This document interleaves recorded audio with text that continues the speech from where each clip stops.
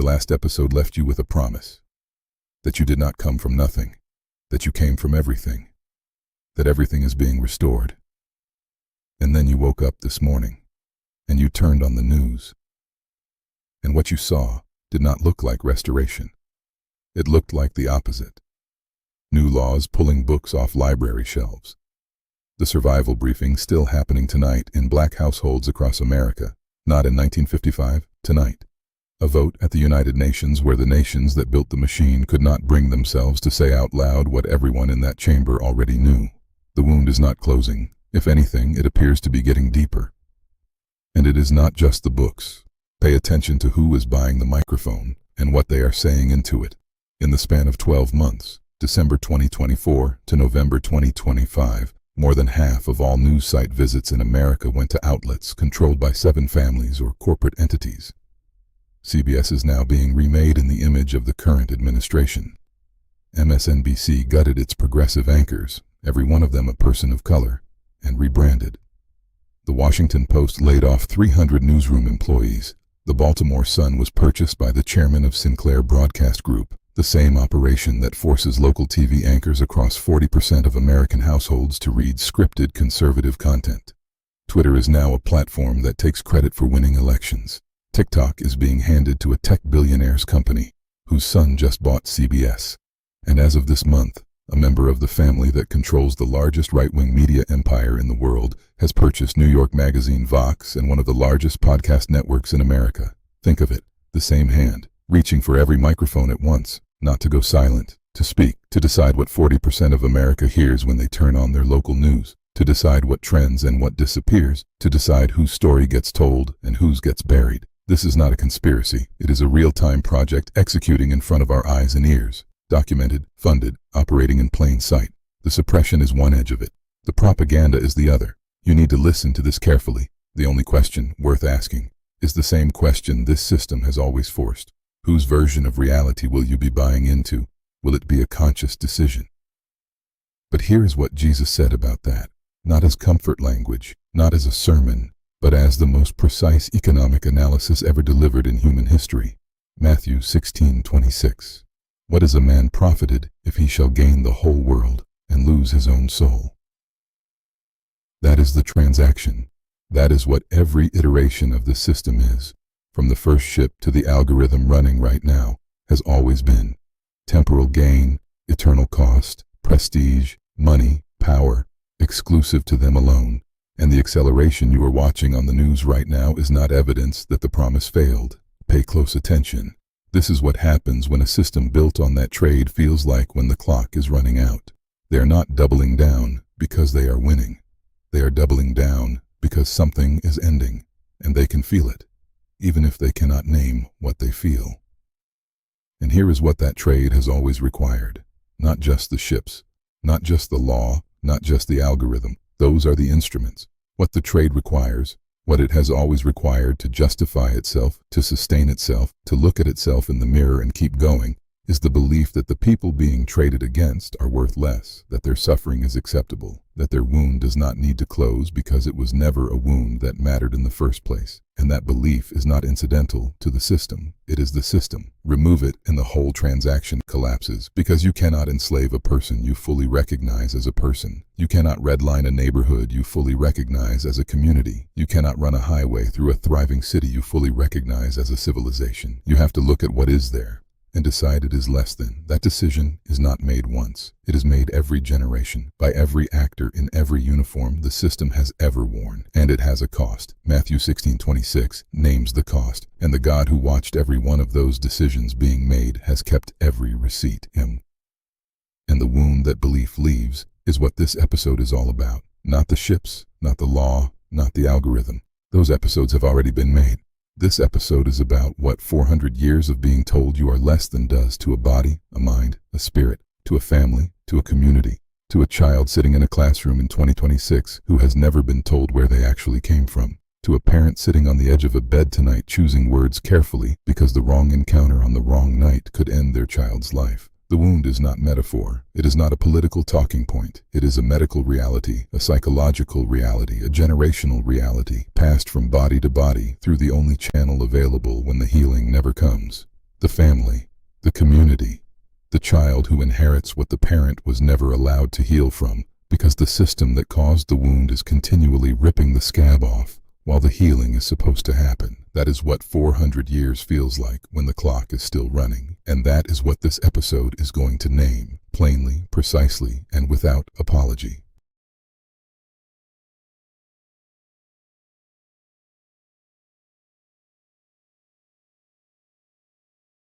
Breonna Taylor was 26 years old. She was an emergency room technician. She was asleep in her own home in Louisville, Kentucky, when plainclothes police officers executed a no-knock warrant and shot her 6 times. No drugs were found. The man they were looking for was already in custody. The officers who killed her were not charged with her death, and George Floyd was 46 years old. He was a father. He called out for his mother while a police officer knelt on his neck for 9 minutes and 29 seconds on a street in Minneapolis while bystanders recorded it and begged the officer to stop. The officer did not stop. He did not have to be a perfect man to deserve to live. Neither did the $20 bill, real or not, justify what was done to him on that street, and now his name has become a punchline on an international stage. Think of it. The system does not just kill. It then reaches back into the grave and works to make the killing acceptable, to find the flaw in the victim that justifies what was done, to reduce a human being to their worst moment so that their death stops being a crime and starts being a consequence. That is not separate from the wound. That is the wound continuing past the grave. And here is what needs to be said plainly about those 2 names, and the thousands of names no one ever read in any headline. Breonna Taylor and George Floyd are not the evidence. They are the ones the world happened to be watching when it happened. The evidence is the pattern. The slave patrol rode the fields of South Carolina in 1704 with one mandate: control the body that has been designated less than, and every uniform that has worn that mandate since has carried the same instruction. The badge changed, the paperwork changed, the legal language changed. The mandate did not. And tonight, not in 1704, not in 1955, tonight, that mandate is still being carried out in departments across this country, in encounters that are never filmed, in deaths that are never investigated, in families that are never compensated, in mothers who never get a Mamie Till moment, who never get to show the world what was done to their child, because no camera was there and no headline followed. The named ones are the ones the world happened to see. The unnamed ones are the ones no one was watching when it happened. And their number is beyond counting, and every single one of them is on the ledger. And the message those names carry, the named and the unnamed both, is received. Do not mistake that. It is received in every black household in America, every single day, not as history, not as news, as instruction, as a reminder of exactly where the line is drawn and exactly what happens when you cross it, even when you did not know the line was there, even when you were asleep in your own home, even when you were standing on a street corner, even when you were 14 years old and visiting relatives in the summer.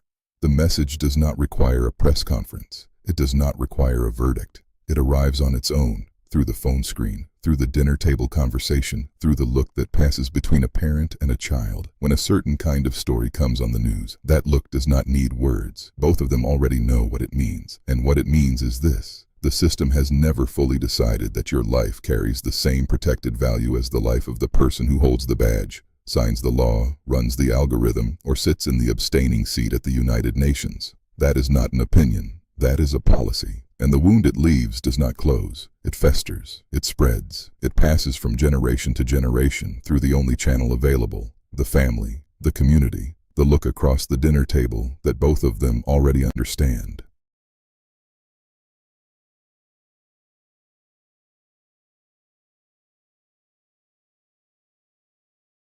You already know about the talk. Every black parent in America knows about the talk. But has it ever occurred to you what it means? Not what it says, but what it means. That it still has to happen. Tonight, in 2026. In the wealthiest, most technologically advanced nation the earth has ever produced, a parent who loves their child more than their own life has to sit on the edge of a bed and rehearse the words that might bring them home. Not because the child did anything wrong, not because the world outside that door is unknown, but because the world outside that door has never fully made up its mind about whether that child has the unqualified right to exist in it. Think of it. Every other parent in America tucks their child in and worries about the ordinary things: grades, friends, heartbreak, the future. This parent worries about the walk to the corner store. That gap between the parent who worries about the future and the parent who worries about the corner store is not a feeling. It is not a perception. It is the precise measurement of how deep the wound is still infected.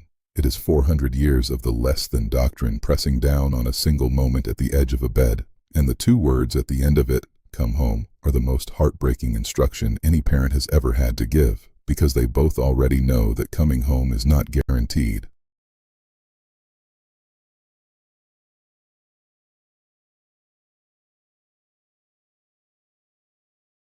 And now we come to what they could not destroy, because this episode is not only an indictment, it is also a testimony, and the testimony is this: that through every phase of everything that has been documented in this series, through the ships and the auction block and the edited Bible and the red line and the algorithm and the parent at the edge of the bed, something survived, not as a remnant, not as a fragment, as a living, breathing, fully intact inheritance that 400 years of the most sophisticated system of human destruction ever constructed could not reach, could not extract, could not burn, could not legislate into silence. And it did not survive by accident. It survived because the people who carried it made a decision, in every generation, under conditions specifically designed to make that decision impossible, that what they carried was worth more than what was being done to them. And they were right. They hid it in the one place the system could never search. They hid it in the music, not as entertainment, not as comfort, as theology, as geography, as resistance, as a map drawn in plain sound that the captors heard every day and never once understood they were listening to directions. Swing Low, Sweet Chariot was not a lullaby. Follow the Drinking Gourd was not a folk song.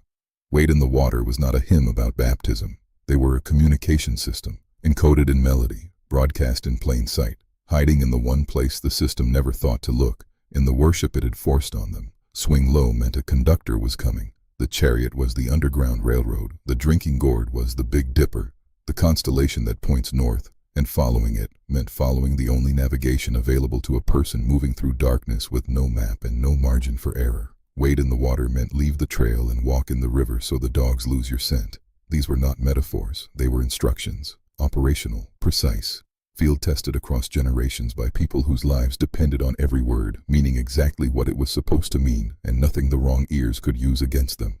Think of it. The same people who had been handed an edited Bible with the Exodus removed, found the Exodus anyway, not in the pages they were given, in the songs they were allowed to sing. They could not take the scripture, they could not take the River Jordan, but they could not stop the singing. And in the singing, the Jordan was the Ohio River, and the Promised Land was the other side of it. And the God who parted the sea for Moses was parting it again, in the dark, in the cold, in the sound of a human voice carrying freedom in a melody that sounded to every wrong ear like nothing more than sorrow. And that instinct, to take what was meant to contain them and turn it into the instrument of their survival, did not begin on the plantation, and it did not end there. It is the same instinct that produced a thriving economy in the middle of legal segregation. Not despite the exclusion. Because of it. When every door of the existing system was closed, they built their own doors. When the bank would not give them a loan, they built their own bank. When the hospital would not treat them, they built their own hospital. When the university would not admit them, they built their own university. When the law said you cannot participate in this economy, they built a parallel economy so complete, so self-sufficient, so abundant, that it became a threat. And here's the thing about that threat that the system understood immediately and the history books buried for decades. It was not destroyed because it failed. It was destroyed because it succeeded. East St. Louis, 1917. Atlanta's Sweet Auburn, 1906. Jackson Ward in Richmond, where a community built 6 black-owned banks and more than 100 businesses. And the government ran an interstate highway directly through the center of it to give white commuters easier access to downtown. Haiti and Durham, home to the largest black-owned insurance company in the world in 1930, bulldozed by urban renewal in the 1950s. The mob did it with fire. The government did it with a zoning map and a construction contract. Are you seeing this? The instrument changed every generation. The mandate did not. And so the wound has 2 edges. The first edge is everything that was done. The second edge, well, and this is the one that festers longest and is everything that was built and then deliberately taken. Because there is a difference between a people who were never allowed to rise and a people who rose and were knocked back down and rose again and were knocked back down again and kept rising anyway. That is not a story of limitation. That is a story of an extraordinary and documented refusal. A refusal that runs from the first person who hid theology in a melody to the first person who built a bank on a street the system said they did not belong on, to the parent sitting on the edge of the bed tonight who has every reason to despair and has chosen instead to say come home, because they still believe their child has a future worth protecting. That refusal is the inheritance, not the wound. The wound was inflicted, the refusal was chosen, and no system in 400 years of trying has ever found a way to legislate it, algorithm it, highway it, or burn it out of the people it lives in. It is still here. It is in you, right now, listening to this, and the God who watched them build it, and watched them have it taken, and watched them build it again, has not forgotten a single refrain.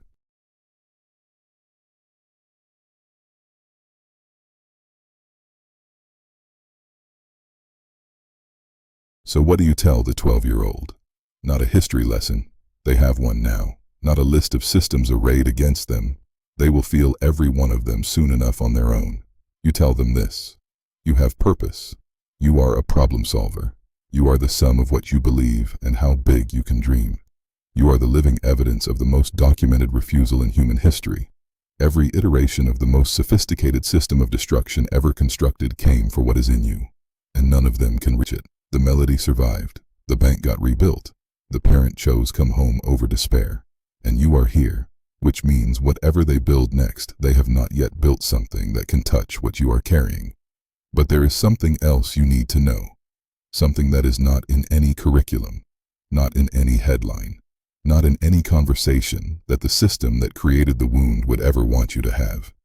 The people who did not make it, the ones who died in the water, on the plantation, under the rope, in the prison, on the street while the world watched, they are not absent from what is coming. Their cry is not unanswered. It is not lost in the noise of 400 years.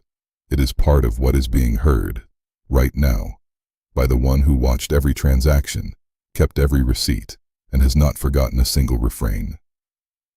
And you tell them that the God who spoke this moment into existence 4,000 years before it arrived, before the first ship, before the first chain, before the first auction block was built, that God has not revised the promise. The afterword is not a theory, it is not a hope.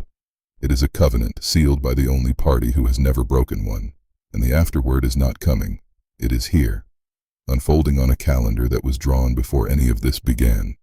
Which means the acceleration you see on the news, the doubling down, the curriculum erasure, the abstentions in the marble chamber, is not evidence that the promise failed. It is evidence that the clock has almost run out on the people who made the trade. Matthew 16:26. They gained the world, and the bill is coming due. You tell the 12-year-old that they are not living through the permanent condition. They are living through the end of it. And the end of it does not look like peace. Not yet. It looks like a system that knows something is ending and is spending everything it has left to pretend otherwise. But the pretending has a limit, and the limit is the one who made the covenant. The one who walked through the pieces alone, the one who put the whole thing on himself, and who has never, not once, failed to deliver what he promised.